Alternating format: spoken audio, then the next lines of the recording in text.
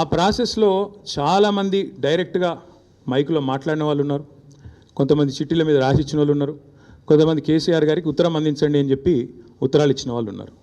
కాబట్టి మా పార్టీలో we encourage open culture, democracy కాబట్టి, డెమోక్రాటిక్ పార్టీ కాబట్టి, ప్రజాస్వామిక స్ఫూర్తి ఉన్న పార్టీ కాబట్టి మా పార్టీ అధ్యక్షుల వారికి ఎవరైనా సూచనలు చేయాలనుకుంటే ఉత్తరాలు రాయొచ్చు. అదేదో చాలా గొప్ప విషయం అన్నట్టు మీరందరూ అంత బాధపడిపోవాల్సిన అవసరం ఏం లేదు. నేను అనేది ఏమంటే మా పార్టీలో డెమోక్రసీ ఉంది కాబట్టి మా పార్టీ అధ్యక్షుల వారికి మా పార్టీ నాయకులు ఎవరైనా సరే అప్పుడప్పుడు సూచనలు సలహాల రూపంలో లిఖితపూర్వకంగా ఇవ్వచ్చు, ఓరల్గా ఇవ్వచ్చు, రకరకాలుగా ఇవ్వచ్చు.